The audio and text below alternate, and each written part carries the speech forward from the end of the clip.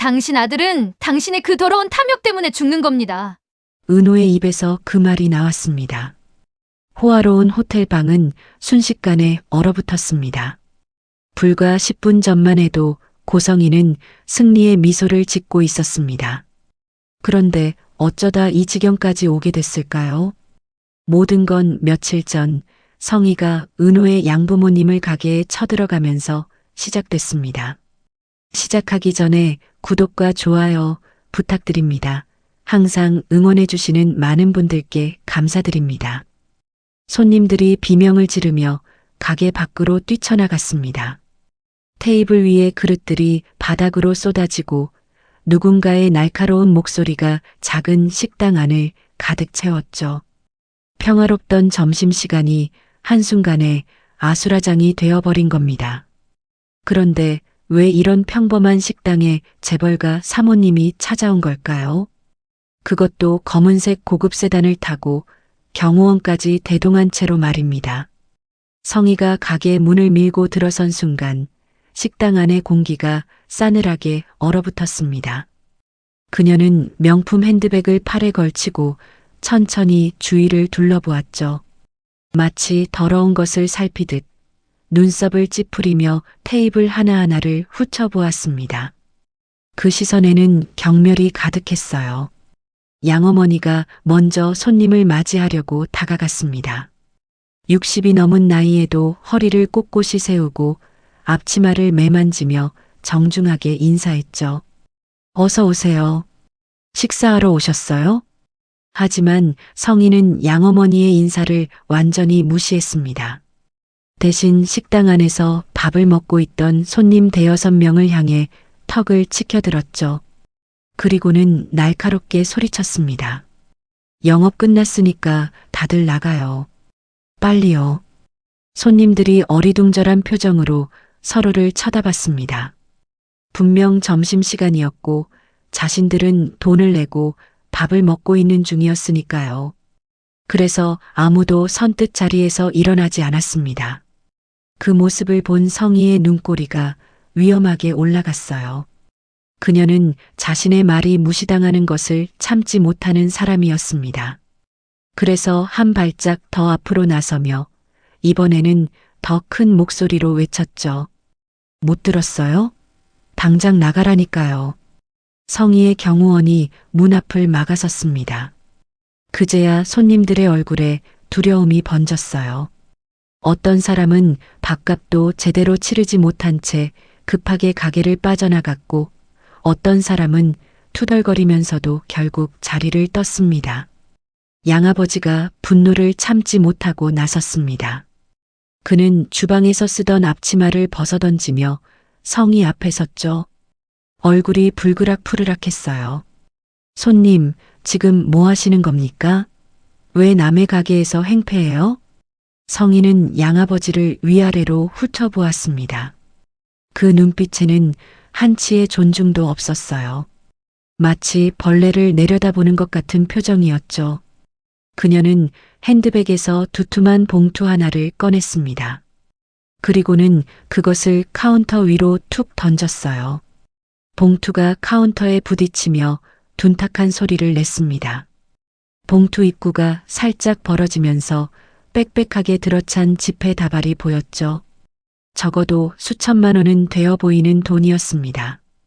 이 정도면 오늘 장사 접어도 되겠네요. 그리고 내 얘기 들을 시간도 충분하고. 성희의 목소리는 차갑고 오만했습니다. 양어머니가 봉투를 보며 당황한 표정을 지었어요. 도대체 이 여자가 왜 이러는 건지, 무엇을 원하는 건지 전혀 알 수가 없었으니까요. 그때 성희가 진짜 목적을 드러냈습니다. 그녀의 입술이 비틀어지며 잔인한 말들이 쏟아져 나왔죠. 당신들이 키운 그 애 있잖아요. 은호. 그 애가 우리 아들한테 간을 줘야 해요. 당신들이 애를 어떻게 키웠길래 친오빠가 죽어가는데도 모른 척이야? 돈만 밝히게 가르쳤어? 양어머니의 얼굴이 하얗게 질렸습니다. 그제야 모든 상황이 이해가 됐어요. 이 여자가 바로 은호의 친어머니라는 것, 그리고 은호가 왜 그렇게 힘들어했는지를 말입니다. 양아버지가 분노로 부들부들 떨었습니다. 그는 카운터 위에 돈봉투를 집어들어 성희에게 내밀었죠. 이 돈도로 가져가시오. 우리 은호는 물건이 아니야. 당신처럼 돈으로 사람 마음을 살 수 있다고 생각하면 큰 오산이요. 그 말이 성희의 분노에 불을 질렀습니다. 그녀의 눈이 사나워졌어요. 그래서 그녀는 참아왔던 본색을 드러내기로 했죠. 성희가 갑자기 팔을 휘둘렀습니다. 테이블 위에 놓여있던 수저통이 바닥으로 날아갔어요. 쨍그랑 소리와 함께 수저들이 사방으로 흩어졌습니다. 멈추지 않았어요. 그녀는 옆 테이블로 가서 반찬통들을 바닥에 내동댕이 쳤고 의자를 발로 걷어찼습니다. 내 아들 목숨이 경각에 달렸는데 남의 자식으로 호의호식하며 컸으면 이제 갚아야 할 때가 된 거 아니야? 성희의 목소리가 식당 안에 울려 퍼졌습니다. 그녀의 얼굴은 분노로 일그러져 있었어요. 우아하고 고상한 가면은 이미 벗겨진 지 오래였죠. 그 밑에 숨겨진 추악한 민낯이 고스란히 드러났습니다. 양어머니가 가슴을 움켜쥐었습니다. 숨이 막히는 것 같았어요. 심장이 불규칙하게 뛰기 시작했죠. 그녀는 원래 심장이 약한 분이었습니다. 그래서 이런 극심한 스트레스를 버틸 수가 없었어요. 양어머니의 다리에서 힘이 빠졌습니다.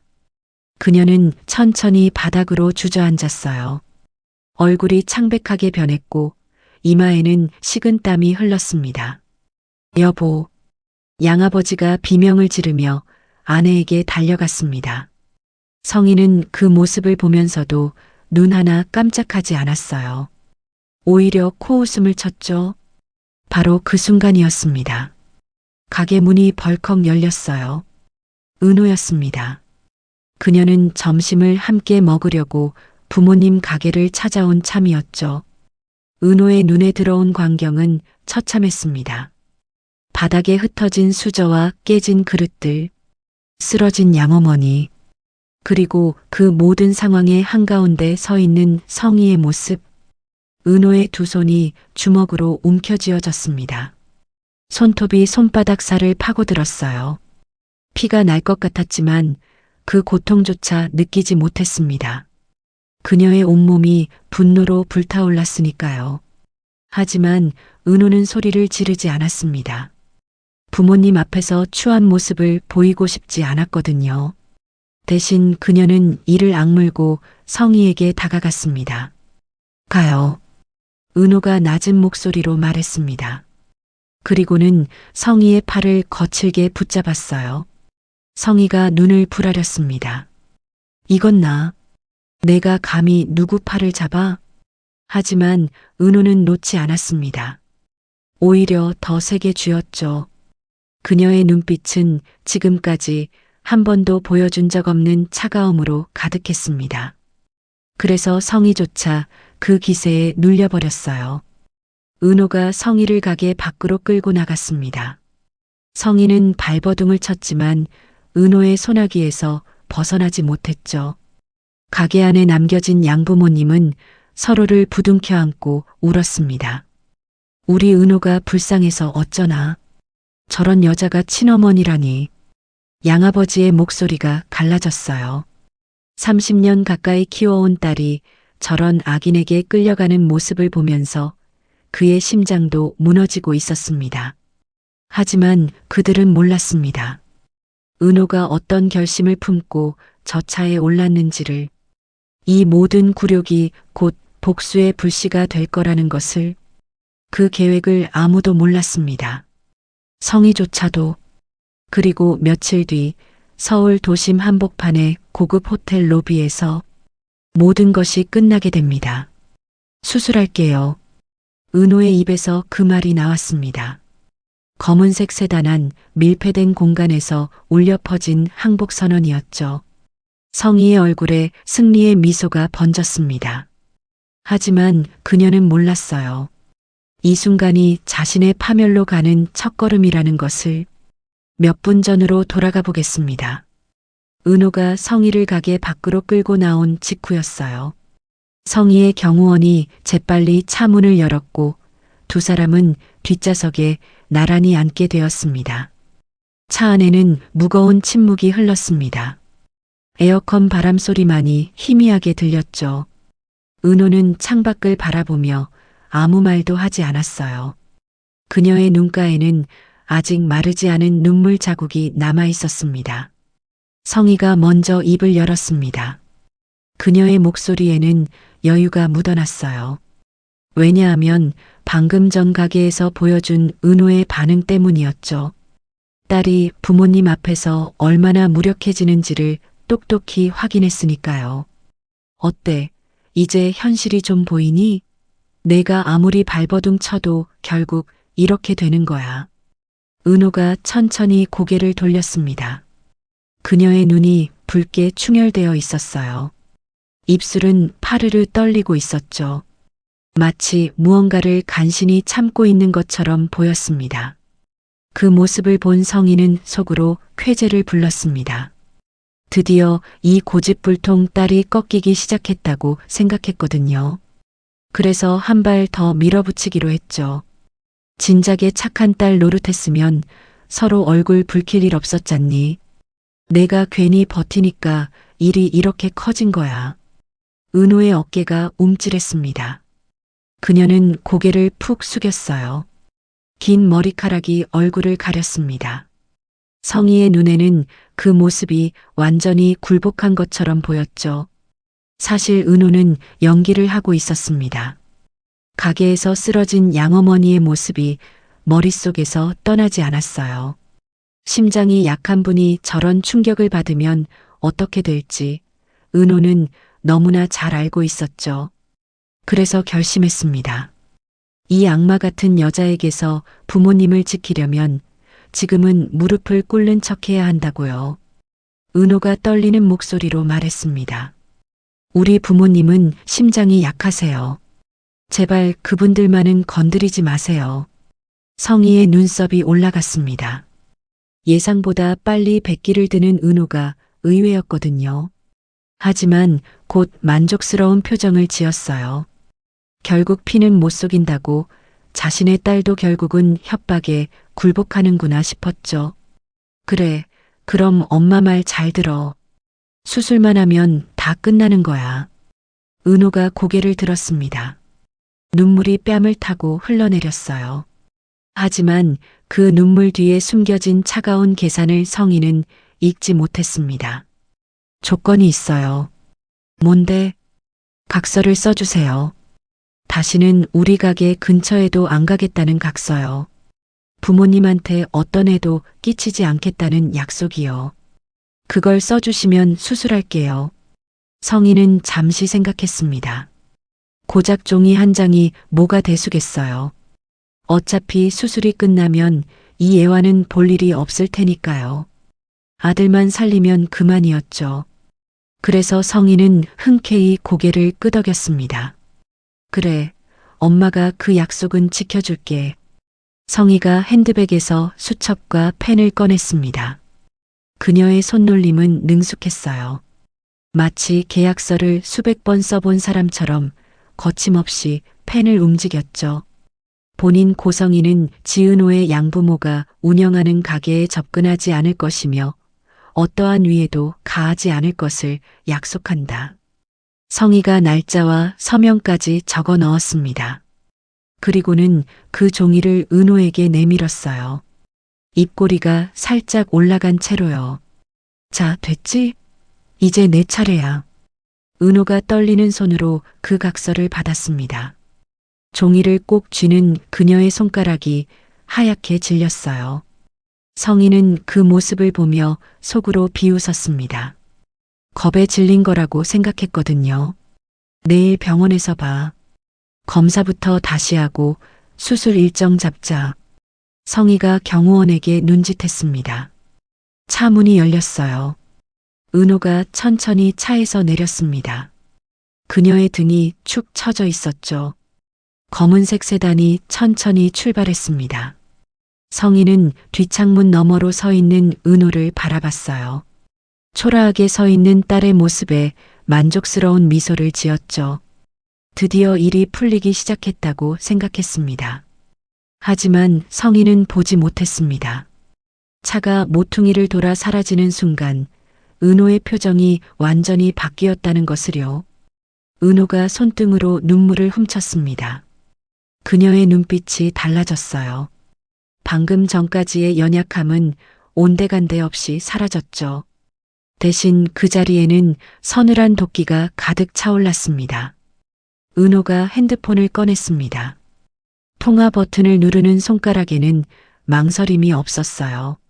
신호음이 2번 울리고 상대방이 전화를 받았습니다. 지혁 씨, 은호의 목소리는 더 이상 떨리지 않았습니다. 차갑고 단호했어요. 칼날처럼 날카로운 결의가 느껴졌죠. 나 결심했어요. 내 간을 주는 게 아니라 그 여자의 희망을 끊어버리겠어요. 도와줘요.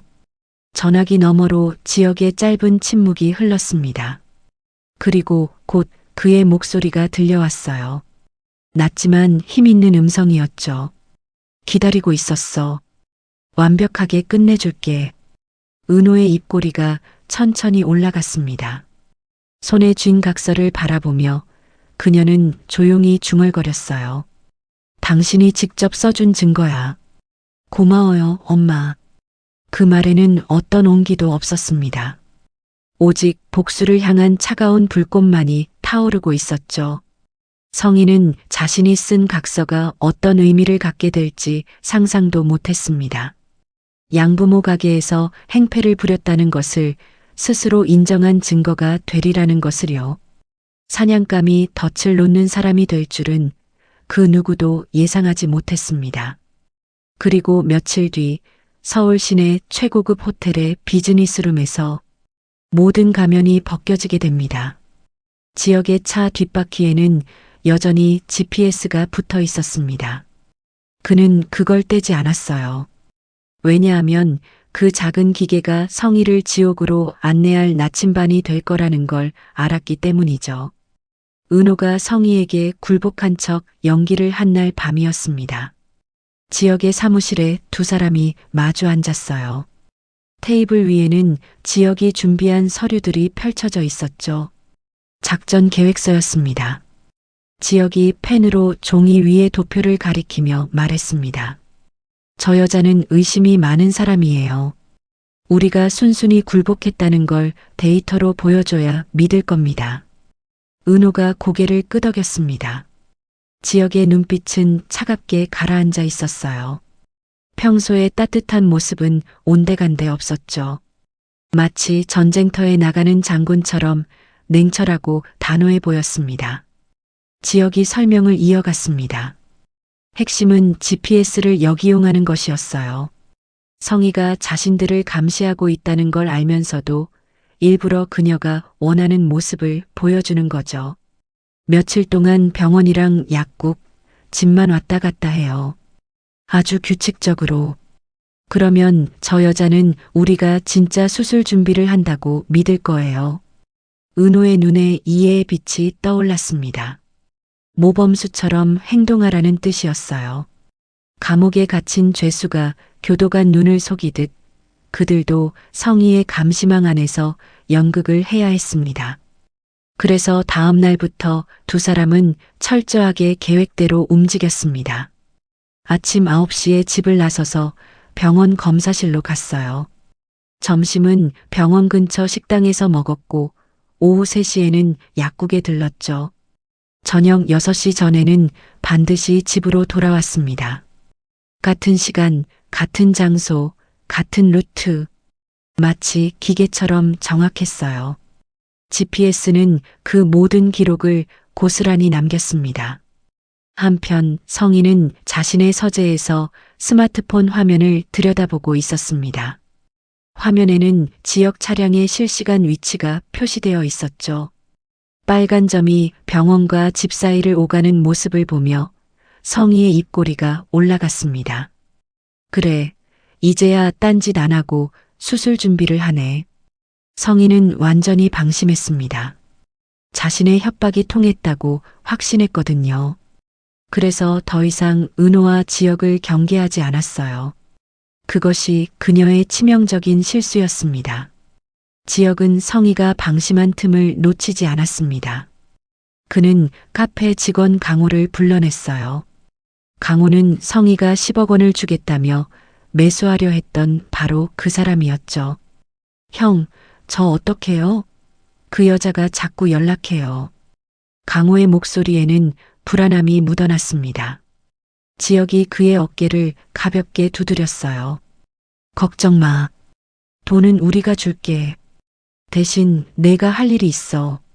지역의 계획은 이랬습니다. 강호가 성희의 제안을 받아들인 척하면서 결정적인 순간에 그녀의 본심을 끌어내는 거였어요. 이중첩자 역할이었죠.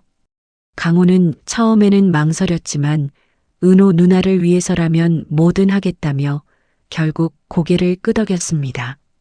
다음으로 지역이 한 일은 더 대담했습니다. 그는 AP그룹 회장 비서실에 직접 연락을 넣었어요. 회장은 다름 아닌 성희의 남편이었죠.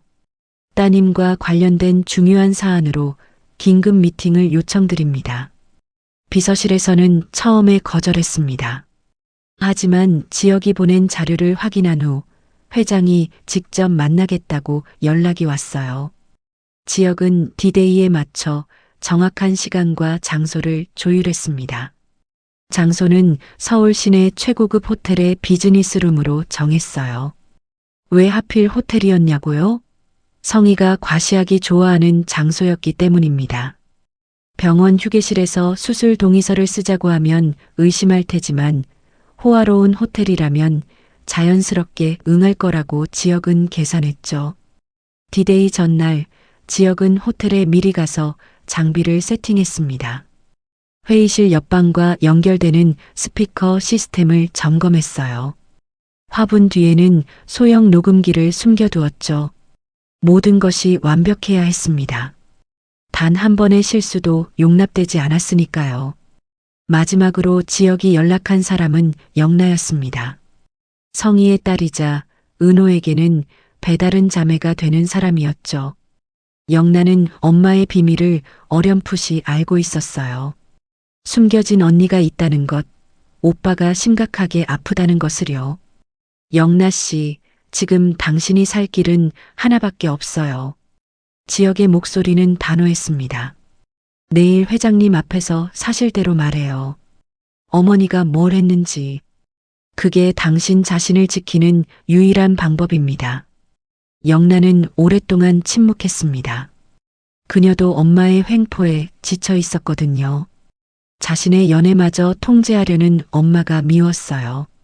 그래서 결국 지역의 제안을 받아들였습니다. 알겠어요. 내일 갈게요. 모든 준비가 끝났습니다. 작전 실행 전날 밤 지역의 집에서 두 사람이 마주 앉았어요. 창밖으로는 서울의 야경이 반짝이고 있었습니다. 은호가 지역의 손을 꼭 잡았습니다. 그녀의 손이 미세하게 떨리고 있었어요. 아무리 단단하게 마음먹어도 친어머니와 전면전을 벌인다는 건 두려운 일이었으니까요. 지역이 은호의 손을 감싸쥐었습니다. 따뜻하고 든든한 온기가 전해졌어요. 내일이면 다 끝나요. 악몽도 그 여자도. 은호가 고개를 끄덕였습니다. 그녀의 눈에는 두려움 대신 결의가 차올랐어요. 더 이상 도망치지 않겠다는, 끝까지 싸우겠다는 의지였죠. 내일 11시 그랜드 호텔 비즈니스룸에서 지역이 낮은 목소리로 말했습니다. 은호가 그 말을 되뇌었어요. 내일이면 모든 것이 끝납니다. 승자와 패자가 갈리겠죠. 그 밤 서울 하늘에는 구름 한 점 없었습니다. 마치 내일 있을 심판을 예고하는 것처럼 달빛이 유난히 밝았어요. 성희는 그 어떤 예감도 느끼지 못한 채 깊은 잠에 빠져 있었습니다. 자신을 향해 조여오는 그물이 얼마나 촘촘한지 전혀 알지 못했죠. 사냥꾼은 이미 덫을 놓았습니다. 먹잇감만 걸려들면 되는 거였어요. 내일 11시 그랜드 호텔 비즈니스룸. 그곳에서 모든 가면이 벗겨집니다. 펜을 들어라. 어서. 성희의 목소리가 호텔방 안에 울렸습니다. 테이블 위에는 수술 동의서가 놓여 있었고 은호의 손은 펜 위에서 미세하게 떨리고 있었죠. 하지만 성희는 몰랐습니다. 이 방 전체가 이미 함정이라는 것을요. 디데이 아침이 밝았습니다. 은호는 거울 앞에 서서 천천히 옷을 입었어요. 검은색 블라우스에 회색 정장 바지. 화장은 일부러 연하게 했습니다. 얼굴이 창백해 보이도록요. 아픈 사람처럼 보여야 했으니까요. 같은 시각 지역도 준비를 마치고 있었습니다. 그는 최고급 수트를 입고 거울을 바라봤어요. 눈빛이 날카롭게 빛났습니다. 오늘 모든 것이 결정됩니다. 실수는 용납되지 않았죠. 10시 30분. 성희가 먼저 호텔에 도착했습니다. 그녀는 여유로운 표정으로 비즈니스룸에 들어섰어요. 넓은 창으로 서울 시내가 한눈에 내려다 보였습니다. 성희는 만족스러운 미소를 지으며 소파에 앉았죠. 테이블 위에는 그녀가 준비해온 서류들이 놓여 있었습니다. 수술 동의서와 10억 원 지급 각서. 성희는 찻잔을 들어 한 모금 마시며 시간을 기다렸어요. 곧 모든 게 끝날 거라고 생각했습니다. 딸이 도장만 찍으면 아들을 살릴 수 있으니까요. 11시 정각. 문이 열리고 은호가 들어왔습니다. 그녀의 얼굴은 창백했어요. 눈 밑에는 다크서클이 짙게 내려앉아 있었죠. 며칠간 제대로 못 잔 사람처럼 보였습니다. 물론 전부 연기였어요. 성희가 원하는 모습을 보여주기 위한 것이었죠. 우리 딸 안색이 안 좋네. 수술 전에는 잘 먹어야 하는데. 성희가 걱정하는 척 말했습니다. 하지만 그 목소리에는 진심이 담겨 있지 않았어요. 은호는 그런 성희를 보며 속으로 비웃었습니다. 저 여자의 가면이 곧 벗겨질 거라는 걸 알았으니까요. 은호가 테이블 앞에 앉았습니다. 성희가 서류를 밀어주었어요. 자, 여기 서명하면 돼. 어렵지 않아. 은호가 펜을 집어들었습니다. 손끝이 미세하게 떨렸어요. 성희의 시선이 펜 끝에 고정되었습니다. 은호가 펜을 서류 위로 가져가는 순간 성희의 눈이 탐욕으로 반짝였죠. 바로 그때였습니다. 성희의 핸드폰이 울렸어요. 화면에 뜬 이름은 강호였습니다. 성희가 인상을 찌푸렸어요. 왜 하필 지금 전화를 하는 거지? 그녀는 전화를 무시하려 했지만 강호가 계속 다시 걸어왔습니다. 잠깐만. 성희가 자리에서 일어나 창가로 갔습니다. 그리고는 짜증 섞인 목소리로 전화를 받았어요. 뭐야, 지금 바빠. 전화기 너머로 강호의 목소리가 들렸습니다. 사모님, 저 강호입니다. 은호 누나 설득하는 거, 약속하신 10억은 언제 주시는 거예요? 성희의 눈썹이 꿈틀거렸습니다. 은호가 바로 앞에 있는데 이런 전화를 받다니. 그녀는 목소리를 낮추며 말했어요. 지금 그 얘기할 때가 아니야. 나중에 연락해. 그런데 강호가 물러서지 않았습니다. 오히려 더 거세게 밀어붙였죠. 사모님, 저 녹음해뒀어요. 약속 안 지키시면 다 폭로할 겁니다. 성희의 얼굴이 일그러졌습니다. 분노가 치밀어 올랐어요.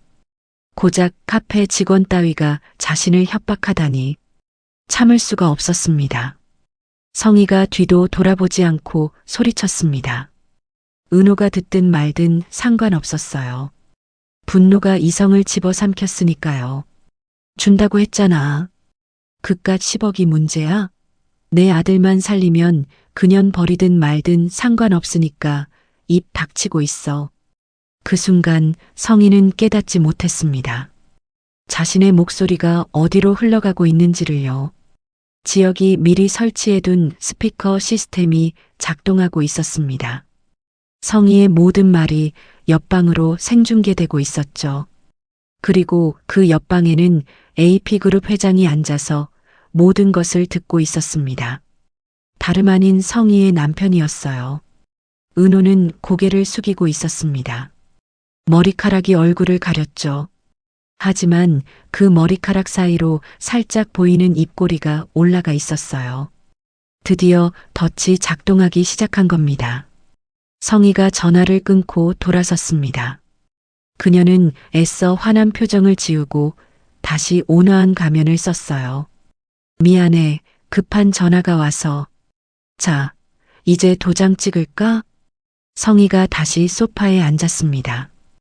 은호를 재촉하는 그녀의 목소리는 부드러웠지만 눈빛은 조급함으로 가득 차 있었어요. 은호가 천천히 고개를 들었습니다. 그녀의 표정이 달라져 있었어요. 더 이상 창백하고 지친 얼굴이 아니었습니다. 차갑고 단단한 눈빛이 성희를 똑바로 바라보고 있었죠. 성희가 순간 움찔했습니다. 뭔가 이상했어요. 방금 전까지 기죽어 있던 딸의 눈빛이 왜 저렇게 변한 거지? 불안감이 가슴 한구석에서 피어올랐습니다. 그때 누군가 문을 노크했습니다. 똑똑똑. 3번의 노크 소리가 방 안에 울렸어요. 성희가 고개를 돌렸습니다. 문이 천천히 열렸어요. 그리고 그 문 너머로 한 남자의 실루엣이 보였습니다. 지혁이었습니다. 그의 뒤에는 또 다른 사람의 그림자가 어른거렸어요. 성희의 심장이 쿵 하고 내려앉았습니다. 왜냐하면 그 그림자의 주인이 누구인지 알아봤기 때문이죠. 남편이었습니다. AP그룹 회장인 남편이 이 자리에 와 있었어요. 성희의 얼굴에서 핏기가 싹 빠졌습니다. 입술이 파르르 떨리기 시작했어요. 왜, 어떻게 남편이 여기 있는 거지? 머릿속이 하얗게 변했습니다. 은호가 자리에서 일어났습니다. 그녀의 입꼬리가 천천히 올라갔어요. 손에 쥐고 있던 펜을 테이블 위에 툭 내려놓으며 말했습니다. 이제 진짜 이야기를 시작해 볼까요, 엄마? 그 한마디가 성희의 세계를 무너뜨리는 첫 번째 균열이 되었습니다. 심판의 시간이 시작됩니다. 당장 내 집에서 나가. 남편의 입에서 그 말이 나왔습니다. 성희의 세계가 무너지는 소리가 들렸어요. 30년 가까이 쌓아 올린 모든 것이 한순간에 재가 되어 흩어지고 있었죠. 몇 분 전으로 돌아가 보겠습니다. 회장이 방 안으로 들어서는 순간이었어요. 성희의 얼굴이 사색이 되었습니다. 입술이 파르르 떨렸어요. 그녀는 자리에서 벌떡 일어나며 더듬거렸습니다. 여보가 여기 웬일이야? 회장은 아무 대답도 하지 않았습니다. 대신 차갑게 굳은 표정으로 아내를 바라볼 뿐이었죠. 그 눈빛에는 분노와 실망 그리고 경멸이 뒤섞여 있었어요. 성희가 남편에게 다가가려 했습니다. 하지만 회장이 손을 들어 그녀를 막았어요. 가까이 오지 마. 그 한마디에 성희의 발이 얼어붙었습니다. 왜 남편이 이러는 건지, 무슨 일인지 전혀 알 수가 없었어요. 아니, 알고 싶지 않았습니다. 지혁이 앞으로 나섰습니다. 그의 손에는 작은 녹음기가 들려 있었어요. 지혁이 버튼을 눌렀습니다. 그러자 방금 전 성희가 강호와 통화했던 내용이 선명하게 흘러나왔죠. 그깟 10억이 문제야? 내 아들만 살리면 그년 버리든 말든 상관없으니까 입 닥치고 있어. 성희의 얼굴이 하얗게 질렸습니다. 자신의 목소리가 이 방 안에 울려 퍼지는 걸 듣는 기분이 어땠을까요? 마치 자기 무덤을 자기 손으로 판 것 같았을 겁니다. 회장의 눈썹이 위험하게 꿈틀거렸습니다. 그는 낮은 목소리로 말했어요. 밖에서 다 들었어. 처음부터 끝까지. 성희의 무릎에서 힘이 빠졌습니다. 그녀는 휘청거리며 소파 팔걸이를 붙잡았어요. 머릿속이 하얗게 변했습니다.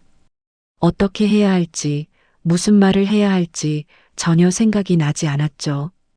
바로 그때 문이 다시 열렸습니다. 영나가 들어왔어요. 성희의 딸이자 은호에게는 배다른 자매가 되는 사람이었죠. 영나야, 너까지 왜 여기 있어?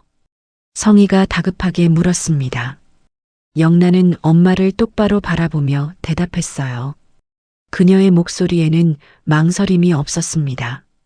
아빠, 엄마가 은호 언니한테 한 짓 다 알아요. 오빠 살린다고 언니를 협박했어요. 저한테도 비밀로 하라고 했고요. 성희의 눈이 휘둥그레졌습니다. 자신의 딸이 자신을 배신하다니 믿을 수가 없었어요. 영나야, 지금 무슨 소리를 하는 거야? 엄마가 언제 그랬어? 하지만 영나는 물러서지 않았습니다. 오히려 한 발 더 앞으로 나서며 말했죠. 엄마, 이제 그만해요. 거짓말 너무 많이 했잖아요. 회장의 분노가 폭발했습니다. 그는 성희를 향해 걸어가며 소리쳤어요. 당신이란 여자가 이렇게 천박하고 무서운 사람인 줄 몰랐어. 내 아들을 살리겠다고 딸을 죽여? 장기를 빼앗아? 성희가 급하게 변명했습니다. 여보, 내 말 좀 들어봐요. 우진이가 죽어가고 있었어요. 엄마로서 어쩔 수가 없었다고요. 하지만 회장은 전혀 듣지 않았습니다. 그는 손을 내저으며 말했어요. 듣기 싫어. 당장 내 집에서 나가. 오늘부로 당신은 내 아내가 아니야. 성희의 다리에서 완전히 힘이 빠졌습니다. 그녀는 바닥에 무릎을 꿇었어요. 그리고는 남편의 바짓단을 붙잡았습니다. 여보, 제발. 내가 잘못했어요. 한 번만 봐줘요. 우리 30년을 함께 살았잖아요. 회장이 차갑게 바짓단을 뿌리쳤습니다. 성희가 뒤로 나자빠졌어요. 호화로운 호텔 방 바닥에 쓰러진 그녀의 모습은 처참했습니다. 은호가 자리에서 일어났습니다. 그녀는 테이블 위에 놓인 펜을 집어들었어요. 그리고는 그것을 두 손으로 꺾어 두 동강 냈습니다. 딱 하는 소리가 방 안에 울렸죠. 은호가 부러진 펜을 성희 앞에 던졌습니다. 펜 조각이 바닥에 튕기며 구르다가 성희의 손 앞에 멈췄어요. 들으셨죠? 이 수술 없어요.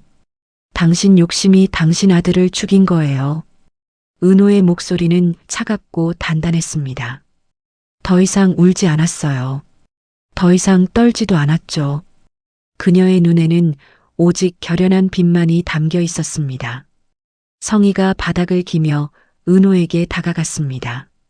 정장 치마가 구겨지고 머리카락이 헝클어졌어요. 방금 전까지의 우아함은 온데간데 없이 사라졌습니다. 은호야, 제발. 내 오빠가 죽어가고 있어. 피를 나눈 오빠잖아. 내가 안 도와주면 우진이가 죽는단 말이야. 은호가 한 발 물러섰습니다.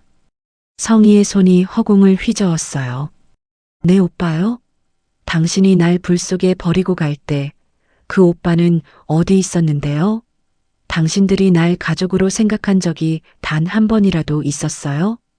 성희가 대답하지 못했습니다. 아니, 대답할 수가 없었죠. 왜냐하면 은호의 말이 사실이었으니까요. 지혁이 은호 옆으로 다가왔습니다. 그는 바닥에 쓰러진 성희를 싸늘하게 내려다보며 말했어요. 당신이 심어둔 GPS가 당신을 지옥으로 안내했습니다. 사모님, 성희의 얼굴이 일그러졌습니다. GPS? 자신이 은호와 지혁을 감시하려고 몰래 부착했던 그 장치. 그것이 오히려 자신의 발목을 잡은 겁니다. 안 돼. 안 돼요. 내 아들, 우진이. 성희가 바닥을 치며 울부짖었습니다. 하지만 그 누구도 그녀를 돌아보지 않았어요. 회장과 지혁, 은호가 차례로 방을 나갔습니다. 영나도 마지막으로 엄마를 한번 바라보다가 결국 고개를 돌리고 문을 닫았어요. 호화로운 호텔방에 성희 혼자 남겨졌습니다. 수백만 원짜리 샹들리에 아래 명품 카펫 위에 쓰러진 그녀의 모습은 처절했어요. 손에 쥐고 있던 수술 동의서가 구겨진 채 바닥에 떨어져 있었습니다. 성희의 절규가 닫힌 문 너머로 새어나왔습니다. 하지만 복도를 걸어가는 네 사람 중 누구도 발걸음을 멈추지 않았죠. 은호가 지역의 손을 꼭 잡았습니다. 그녀의 눈가에 눈물이 맺혔지만 입가에는 희미한 미소가 번졌어요. 끝났어요. 정말 끝났어요. 지역이 은호의 손을 꼭 쥐어주었습니다. 그래요. 이제 새로 시작하면 돼요. 엘리베이터 문이 열렸습니다. 네 사람이 안으로 들어갔어요. 문이 닫히기 직전 은호가 마지막으로 복도를 돌아봤습니다. 저 방 안에서 울고 있을 성희의 모습이 떠올랐어요. 하지만 은호는 더 이상 동정하지 않았습니다. 자신을 버린 사람, 자신의 장기를 노린 사람, 자신의 부모님을 위협한 사람. 그런 사람에게 줄 눈물은 없었죠. 하지만 이게 진짜 끝이 아니었습니다. 병원에는 여전히 우진이 누워 있었으니까요. 그리고 성희는 쓰러진 자리에서 다시 일어날 사람이었어요. 복수는 끝났지만 이야기는 아직 끝나지 않았습니다. 그리고 며칠 뒤 병원 중환자실 앞에서 예상치 못한 만남이 기다리고 있었습니다. 오늘도 드라마 시청해 주셔서 감사합니다. 오늘 영상이 좋았다면 구독과 좋아요 부탁드립니다. 새로운 영상이 올라오면 빠르게 보실 수 있습니다.